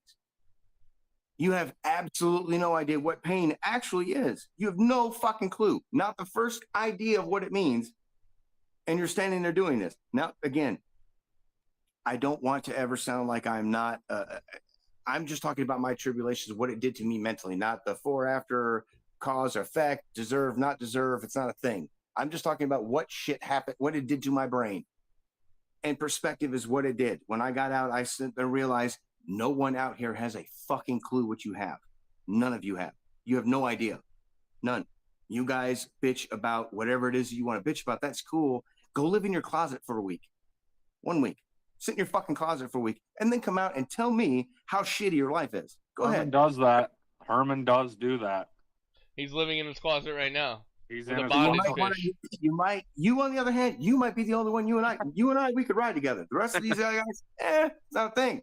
It's kind of a nice closet. But But that's what it boils down to. It's literally perspective. If you are standing there and bitching about how miserable your life is, my internet is shit. I can't believe this. I can't watch this. I can't play my games. Okay. Be in a place where you don't have them. You be in a place where internet's not a fucking thing. And guess what? Now you got to make sure your neighbor doesn't rape you, or the other neighbor tries to get you for some money, and then that turns into a beating, or this guy over here doesn't like you, or you don't like him, and you're going to hit him, and you got to figure out how to do all this and take a shower at the same time. And yet people go, boy, my life is so hard out here. and that's the perspective that makes you so interesting, Josh. And honestly, like this I honestly think that this interview will get a lot of attention, and I hope that Good. I doubt it, but I people hope it's watch good. it. I don't doubt it. I think that this is gonna get a lot of like if you had any ideas of like reform, or do you have any ideas of how you would make the prison system better? Like just being in prison, like if you had any ideas, what would help people? Do you have any thoughts on that? They don't have programs that are designed to actually help you. Well, what about the one where they give you like a pet? They do that some places. You get like a cat. No, where I was at, they had dog programs where they brought in dogs. You would train them, and as to a certain age, they would become service dogs, and they would take them out, put them in a place where they would go to and be service animals. That's cool. That was a thing, and that's good. That's a super good thing. That helps. It actually teaches a lot of those guys, respect and patience for another living thing. The biggest problem with prison is selfishness. Every dude in there is in there because they're selfish. They can tell you they're not. They're fucking lying to you. You can't tattoo family first on your face and come to prison for drug dealing. You weren't thinking about your family when you were selling drugs. 100%. You could say, yeah, I was trying to support my family. No, you weren't. You were trying to get money really, really fast as opposed to getting a job. I was there. I know. I met him. I was one of them. I get it. I totally understand. Selfish as fuck. Until you break that cycle, you're screwed. Most of them don't. Most of them never do it. But if they had programs that would teach, the MRT program helped me with the selfishness. That was good. But they don't really have anything to teach you what to do when you get out. When I got out, I had no idea what to do. I never had I had to get a Social Security card for the first time. I still haven't got my taxes. I've been paying taxes since I've been out of prison and haven't got them yet. Why? Because the Social Security put a lock on my Social Security number. The IRS put a block on my Social Security number because of all the years it was inactive with no taxes. They never taught me how to get a card. They never taught me how to deal with this situation, or how to get a license, or how to get a job, or how to speak to anyone, or how to deal with another human being, or Crazy. how to drive, how to use a phone. I had no idea. Everything is on your phone. Guess what they don't teach you how to use? A phone. Yeah, that's you don't bullshit. get one of those. You never get that. You don't learn how to use that shit. They don't tell you that stuff. So if I didn't have the family that I had when I got out, the support system I had, I'd have been screwed. I got lucky. My family saved me. They were the reason I'm okay. Otherwise, hell no. I'd be batshit crazy. I'd either be under a bridge or back in prison. That's amazing that you had a family that believed in you and like loved you like that. That is a blessing from God that It is. They never let me go. They stuck the whole time. They've always been there. They will always be there. They're my family. That's what they are. It is the thing. And then without them, I'm telling you, you can't. 26 years, you got nothing, dude. I don't have a retirement plan. I've never paid into anything. No, I mean, I didn't have money saved up from years above. You don't have that, you know. Yeah, but your band's about to take off, and you're about to be the sickest band of all time. We're about to come up with the opening for the Crazy People podcast. I hope it's great, but honestly, dude, that's my retirement plan. That's the band is my retirement. And I'm hoping maybe, just maybe, I can make enough money that I can put back to where hey, when I'm if you listen, that's what I'm saying. If you can do this and come out of that and start a band and come out and have a wife that was waiting for you and a family that supported you, there is no reason to not believe that there is a plan for your guys' band to What am I thinking? absolutely blow up. That's And the Dick Yeah, Clown is one of the funniest things of all time. Squeeze a I clown dick. shared it to Squeeze everybody. a clown dick. Yes. Clown Dick is the funniest shit I've ever heard in my life. Dude, I told you it might have to be that song, Josh. Keep doing it. we'll see. We're talking to we're talking to somebody. We'll see if he likes it. If he likes it, we might do that. We'll see what he likes. I'll be your guy's security if you go big. How about that? Yeah, oh yeah. Sweet. I drink Fuck till my yes. check liver light comes on. Yeah. We gotta get Yeah, you that's on what I need. That's what I need. My security guard I drink till my check liver light comes on. Hey, Oh yeah, baby. Longer Let me beard. Grow talk the to beard the- out more. I'm telling you. Oh, let me talk to the Jews. I'll talk to the Jews. We'll figure it out, and we'll get you guys the best spots. yeah, That's what we need. you can open for our band. You can do Right, your comedy yes, show. I got you. Oh yeah, I would you are open. coming. That's Yeah, right. You can. if you come Yeah, up I here could too, open. you can play a show at the Rex. That's He easy. does comedy nights, and we can set you up with him all the time. I Get could you there. open. We can get you there. Yeah, we can That's literally right. get you in where we Hard. play all the time. Let's see it. I'll Yeah, come to that'll be watch. hard. Yeah, dude. I mean, you're not that far away. You can drive it at night and come up here and do it. Yeah, whatever, dude. I'm working on my shoulders. If you haven't seen, dude. Yeah, they That's look a all I little can see. sunburnt. They're so sunburned. I'm so sunburned. Hey Herman, what are you doing to work on your shoulders? Absolutely nothing. I just drink milk and Oh, Great. That's awesome. He drinks milk and Yeah. he burns easily and starts peeling. Nice. I'm feeling so bad right now. Yeah, look, no, your shoulders gotta go up. There you go. Yeah. Oh my god. That's a Jesus. keeper. That's a keeper. That's a keeper right there. Yeah, put it in your little box. I'm literally like fucking Austin Powers. I just like eat it sometimes. oh, Nice. There you go. That's Hurry, awesome. results. get the salty goodness away from me. Get the salty goodness away from me. I have a little box. OCD. I put it in there. Hey, OCD is bad in prison. OCD is super bad in prison. Dudes get bad about shit in prison. Yeah. They When it clean comes shit. when it comes like their cleaning regimen, some dudes will clean their whole cell top to bottom with a rag on their knees, wiping the floor, every That'd inch of be it, every single day, That'd be me. because it's a way to get rid of that energy. It's a focus that they can control, and they'll so much that if it's not happening, if they can't get out and get like a broom or whatever, they are tore the fuck up. People are Do- kicking doors. Yeah, Do a- oh, it's bad. do a But lot of OCD people is huge in there. die from like staph and shit in there? Not die, but you got a lot of dudes that got big giant pockets of their fucking flesh missing from it. East. I heard of this new thing they were doing. They're like filling bottles up with like feces, piss, all bodily stuff, and just letting it sit, and then they would toss it on people. You heard of Okay. that? Quick question: did you say a new thing? I don't know. Yeah, no. That's been a thing for probably as long as prisons have been around. What do you call that? It's pissing someone down or you're shitting somebody down. That's usually what they call that. Man. A Molotov piss tail, dude. No. At one point, dude, check this. At one point, it's so bad that I was in the maximum security wing that I was in because of the escape. They had sheet metal over the bars, and you had to lay on the floor underneath your bunk where the track was. The doors slid open on because it had air that flowed in from the wing itself, like the open wing, right?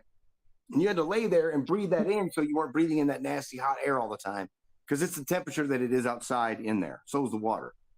Well, an old man next to me named Cue Ball, who was a check-in, decided he hated the guy that lived in cell 20. A couple cells down, I lived in cell 17. So 16, and I lived in 17. He hated the guy that lived in 20.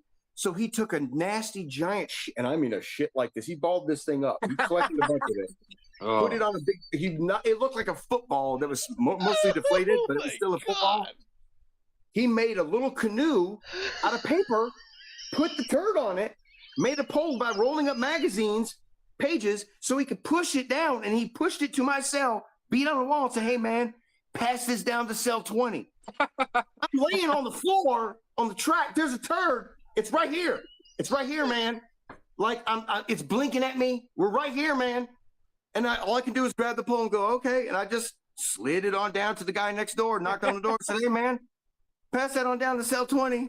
The dude in cell 19 pushed it down and then just tilted it so it rolled over and just kind of rolled into dude's cell. Oh. All that effort just to do that, to make a point, whatever that point was in that crazy bastard's fucking head, but a point. The point was poop on you, dude. Oh, quick question, quick thing. BJ, go fuck yourself. Yeah, BJ's writing me. Yeah, BJ, yeah, go fuck yourself, my man. Wow, You're what did you awesome. say? I've already heard all these stories. I love you, I but said I've heard all the good ones. Nobody gets to hear. yeah, love you, but go to hell, BJ. Anyway, Who's that? Wait, who's that saying na boo boo?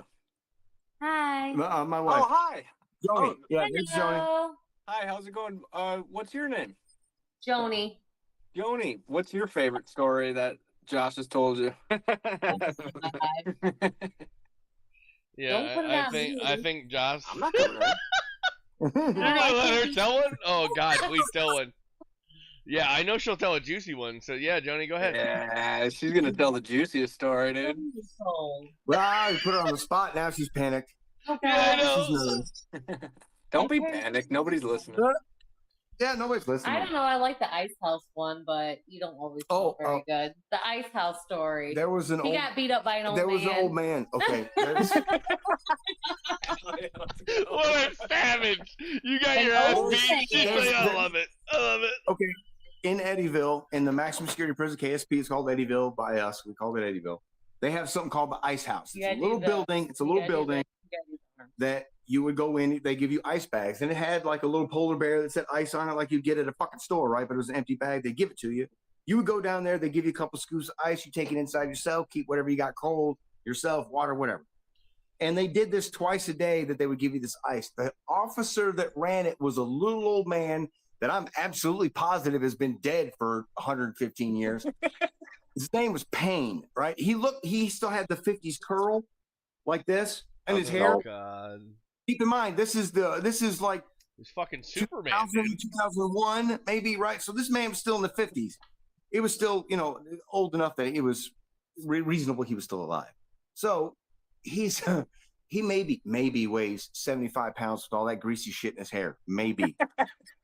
And I mean, he looks exactly like he thinks he do. Well, when we're standing in the line to go in, I'm not been out of the hole very long. I don't know what's going on. I don't know this officer. I don't know what's happening. And I made a comment about it being too slow or it's hot or whatever it was I said. And this cop said, clear the ice house. They sent everybody out. Everybody got out. He took his radio off, and that man punched me in my mouth. And before I even knew what was going on, he literally walked up to me and was just like, and it was so shocking that one, this old man's punching me. Two, it's a guard. And three, we're trapped in a room together. This dude just popped me, and I thought, oh no. And then he just kept punching me. It was like, and he just like old time boxing, just like a rock'em sock'em robot. Beat my lips, all my lips swelled up and shit. My nose bust. I fell down. And the trick was, is if he beat you up, you went to the hole for a little while, and then you got back out, and you were kind of like, my bad, you bowed your head to it, whatever it was. I was young and stupid, so I went to the hole. I got it back out, and I had something to prove. So I remember going back and saying something again to get him to shut it down again. And he made the comment of, you never learn. And I remember hitting him like maybe 2 or 3 times, and I had to stop because I thought, you're beating up an old man. Yeah, you're about to kill an old guy. What are you doing? Oh my God. Unfortunately, it came a little late, but it was one of those moments that I was like, what are you doing to yourself? It was just, you're a kid. You learn shit the hard way. Fuck that old guy, dude. No, He was cool about it. We were always cool. Never had a problem. it's got to be a simulation, dude. Holy shit, that's crazy. I know. It's the weirdest. The supervisor that you gave him a big old scar, and then no. Okay, never One of mind. the weirdest- Can't do that one. One of the weirdest things you got to think is going from a very cushy middle class family. My dad was a chiropractor. My mom owned her own little country craft store in the town of Brooklyn. They were known. They were well-to-do. They were happy. You know what I mean? And then I came along and fucked up everything that they went through, which I will never be able to repay. And I'm totally sorry, my parents. Shit went south, but I went from that life of being that way as a teenager to suddenly thinking my life was hard and, oh, the world's against me. You know, you're a teenager. You think everything is stupid and you have important shit to say and you don't, but you think so. I went from that to being in prison to realizing I was absolutely now a number. You're not a person anymore. You're a number. That's it.